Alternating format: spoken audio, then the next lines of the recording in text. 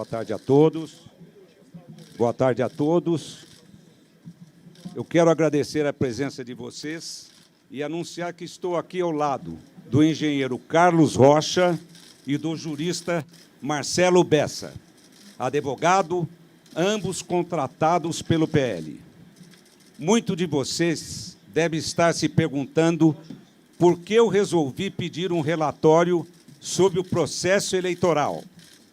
Eu queria responder a essa indagação lembrando que foi o próprio Tribunal Superior Eleitoral, lá atrás, que nos deu essa incumbência, abrindo a possibilidade de que o PL e outros partidos pudessem ter acesso ao sistema da Justiça Eleitoral e às instalações do TSE.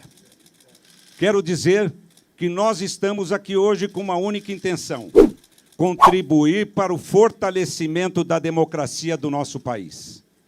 Nós temos a certeza que estamos fortalecendo a democracia, fortalecemos o Brasil.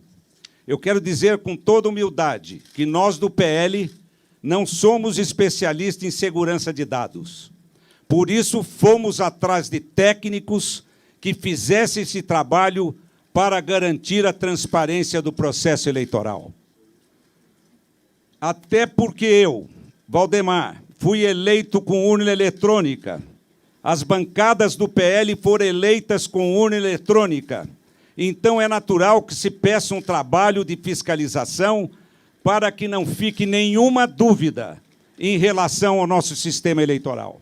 Dessa forma, contratamos técnicos e especialistas em segurança de dados para poder discutir tecnicamente com os funcionários do TSE o que é salutar e saudável para a própria democracia. Então, hoje, será apresentado pelo engenheiro Carlos Rocha, que liderou esse estudo técnico e que irá comentar aqui para vocês alguns pontos que merecem ser observados. E eu confesso que fiquei surpreso.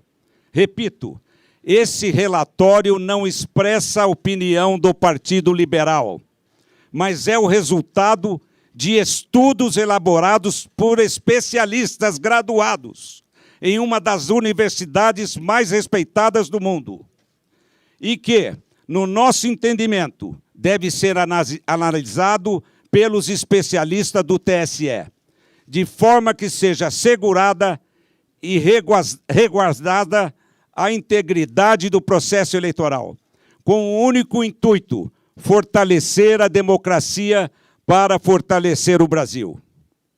Com a palavra, o engenheiro Carlos Rocha. Boa tarde a todos. Muito obrigado aqui pela oportunidade de falar com vocês. Em primeiro lugar, eu gostaria de destacar que esse ano nós tivemos um avanço muito grande, liderado pelo TSE, na transparência eleitoral. E é um processo de avanço. Foi criada a Comissão de Transparência Eleitoral, o Observatório de Transparência Eleitoral, e, no dia 1º de agosto, nós tivemos lá na primeira reunião do encontro das entidades fiscalizadoras. Naquele momento, recebemos, inclusive, vários documentos, sendo que um dos documentos muito interessante, muito bem feito, é o glossário das eleições informatizadas de 2022. E, nesse documento, então, estão descritas as funções dos diferentes arquivos que são gerados pela urna eletrônica. E agora, logo após o final do segundo turno, no dia seguinte, o TSE, numa ação de transparência extremamente positiva e de uma maneira pioneira, publicou os 3 arquivos no portal de resultados do TSE. E nesse portal, então, para cada sessão eleitoral aparecem 3 arquivos. O boletim de urna, cuja função é permitir às pessoas conhecerem os resultados de cada sessão e, eventualmente, fazerem testes na totalização. O segundo arquivo, que é o RDV, é o Registro Digital do Voto, que tem como fim, segundo o TSE, permitir uma eventual recontagem, um arquivo que registra todos os votos. E o terceiro arquivo que o TSE nos liberou foi o log da urna, que, segundo a orientação do TSE, é um elemento importante de auditoria para os partidos políticos e para as entidades fiscalizadoras. E o que aparece nesse log de urna? É como se fosse um diário, né, de todas as atividades que cada urna eletrônica realiza, desde a sua preparação no TRE até o final do segundo turno. Imaginem vocês um diário em que cada linha registra uma atividade. Então, para o registro de cada atividade no log de urna de cada equipamento, o programa que constrói esse log, ele lê dois dados, duas informações diretamente do hardware da urna. Ele lê, digamos assim, a estampa de tempo, que é data, hora, minuto, segundo, e também lê o número de série da urna, que é chamado no TSE de código de identificação da urna. E é muito importante que essas informações estejam todas corretas, porque são essas informações que garantem a associação daquela atividade, daquele registro de atividade com o hardware, com aquele equipamento físico que realizou aquela atividade. E é importante destacar o seguinte: o nosso trabalho técnico de engenheiros, a gente faz isso para outras organizações do setor privado, e quem audita constrói, quem audita procura sempre colaborar com a organização auditada, e, no caso aqui, é nosso propósito contribuir com o aperfeiçoamento do sistema e ampliar a confiança, seja dos eleitores, seja dos candidatos, em todo o processo eleitoral. Então, esse é o nosso objetivo. E, nessa linha, então, seguindo a orientação do TSE, fomos analisar os arquivos log de urna, que é esse elemento de auditoria que, pela primeira vez, foi divulgado junto com os boletins de urna. E como é que a gente fez isso? A gente foi buscar uma plataforma inteligente de dados, usamos também plataforma planilhas Excel, mas como as tabelas são muito grandes, foram construídas duas grandes bases de dados, uma com todas as linhas de todos os boletins de urna, para fazer análise de registro de votos, e a outra tabela, uma grande tabela, com todas as linhas de todos os arquivos log de urna, de todas as urnas. São mais de 472 mil urnas. Ao montar essa tabela, aí surgiu uma ocorrência, que foi que nos chamou a atenção. Em alguns milhões, na realidade, em alguns bilhões de linhas, aparece apenas um número, que é um número inválido, ele está fora da faixa de numeração. Os códigos de identificação da urna, que são o número de série, eles vão até um valor de 2 milhões e pouco. E esse número que aparece lá é um número de 67 milhões e uns quebrados. Ora, buscamos diversas formas de encontrar mais informações, mas, infelizmente, ficou constatado nesse trabalho da equipe técnica que há dois comportamentos diferentes. Um comportamento das urnas novas, né? Que são as urnas modelo UE 2020, que chegaram recentemente. São pouco menos de 193 mil urnas, está mais ou menos 40,8% de todas as urnas. E, nessas urnas 2020, o arquivo é gerado da forma esperada. Então, em cada linha que registra cada atividade, aparece o código de identificação da urna correto, que permite associar, então, vincular aquela linha de registro de atividade à urna que realizou aquela atividade. Quando nós fomos analisar as urnas antigas, que são as urnas de modelos de UE 2009 até UE 2015, essas urnas têm pouco mais de 279 mil urnas, o que dá 59,2% do total das urnas. Nessas urnas, infelizmente, encontramos esse número inválido na quarta coluna do log. Esse é um indício muito forte de falha, de mau funcionamento da urna, porque é impossível associar o registro de cada atividade ao hardware, ao equipamento físico que teria gerado aquela atividade. Isso, evidentemente, se tornou um problema, porque é muito desagradável ter esse indício de mau funcionamento, porque gera incerteza agora nos dados que são gerados por essas urnas. Por isso é que nós gostaríamos de interagir construtivamente com o TSE e avaliar com eles. Existe lá uma previsão na resolução que abre a fiscalização, que é para se fazer, exatamente quando ocorre um evento extraordinário, se fazer uma verificação extraordinária após o pleito, e é isso que a gente espera fazer na sequência dessa descoberta. Um outro tema para finalizar é que surgiu uma outra ocorrência, que também é uma ocorrência importante, porque descobriu-se que existem urnas que travaram, assim como o nosso celular trava, assim como o computador trava, e quando acontece isso, a gente precisa, muitas vezes, desligar e ligar de novo. E isso aconteceu com urnas eletrônicas. Então, urnas travaram e foram desligadas no meio do período da votação, na chave, possivelmente o mesário fez esse desligamento, e foram religadas para que a urna voltasse a funcionar. Isso não seria um problema se não tivesse ocorrido uma violação do sigilo do ato de votar.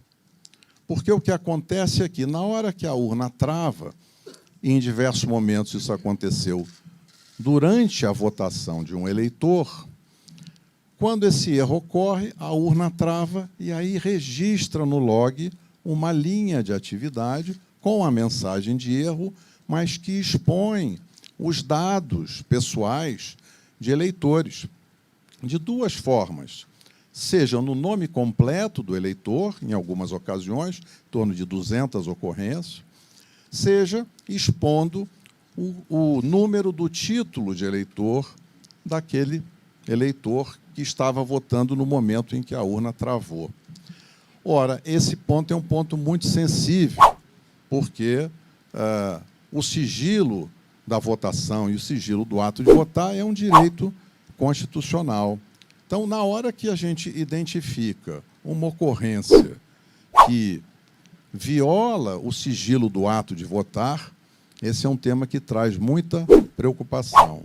Então, será muito importante trabalhar com os colegas do Tribunal Superior Eleitoral para averiguar o que poderá ter causado esse tipo de ocorrência. Mas o que na realidade, resulta dessas duas ocorrências, tem outros indícios e, possivelmente, aí o relatório técnico vai ser divulgado, vocês vão ver dados mais detalhados sobre a análise que foi feita. Mas a gente resolveu falar para vocês, nesse tempo curto, dessas duas ocorrências. Então, finalizando, uma ocorrência é em cada linha de registro da atividade de funcionamento da urna. Em todas as urnas, modelos antigos, o código é inválido.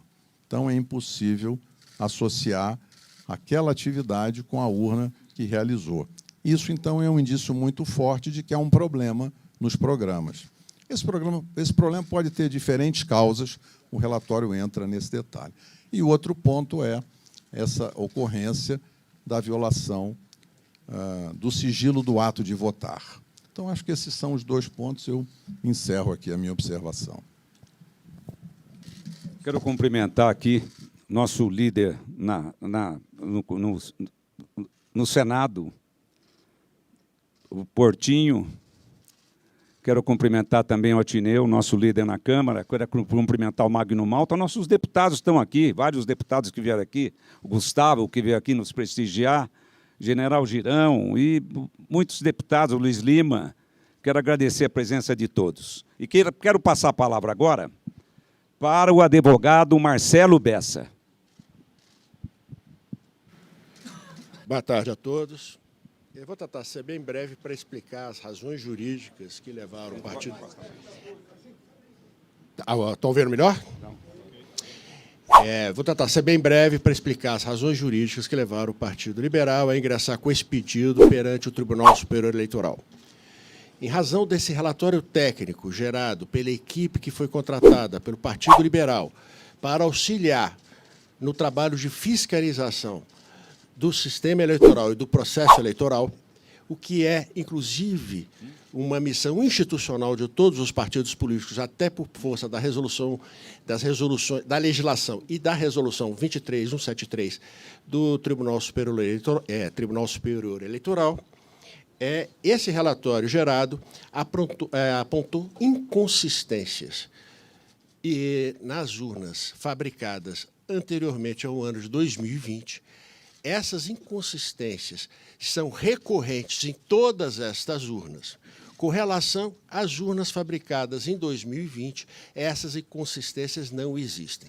Segundo foi apurado pela nossa área técnica contratada, essas inconsistências não permitem atestar o resultado ou que aquelas urnas efetivamente registraram o resultado eleitoral ou o voto à vontade do eleitor. Isso não quer dizer que ocorreu uma fraude, mas é uma possibilidade de fragilidade que leva aqui. Não se tem a certeza, segundo foi apurado pela nossa área técnica, de que aquelas urnas tenham credibilidade o suficiente para atestarem aquela votação. E o que aconteceu também foi isso, é um dado relevante técnico que levou ao Partido Liberal a essa. O que levou o Partido Liberal a essa decisão foi que nesses erros que são recorrentes nessas urnas de de fabricação anteriores a 2020, que nessas urnas o resultado eleitoral aponta a vitória de um determinado candidato, o candidato Lula, num percentual de 52% contra 47% do candidato Bolsonaro. Por outro lado, nas urnas novas, em que é possível a certificação plena do resultado eleitoral, segundo a nossa área técnica, segundo o relatório que nos foi enviado, esse resultado é diferente. Nesse caso, o candidato Bolsonaro teria 51%, pouco mais de 51% dos votos, e o candidato Lula teria 48,95% dos votos.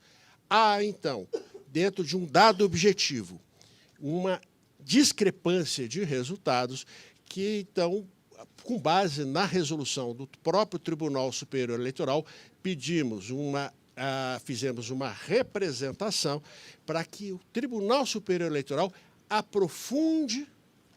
instaure e aprofunde um estudo para verificação da existência desse mau funcionamento e, em verificando que efetivamente houve esse mau funcionamento, que daí aplique as consequências legais que entender necessárias. Então, o que o Partido Liberal fez foi apontar as inconsistências, segundo o que foi apurado pela nossa área técnica, e essas inconsistências, como elas levam a resultados discrepantes, e esta é a função de qualquer partido político no processo de fiscalização, o partido levou a esses fatos ao Tribunal Superior Eleitoral e pediu as providências legais daí decorrentes. Muito bem, Marcelo. Quero agradecer a atenção de todos, e agora o Altineu vai dar entrevista para vocês aí que vocês precisarem. O Altineu Cortez, nosso líder na Câmara. Boa tarde a todos.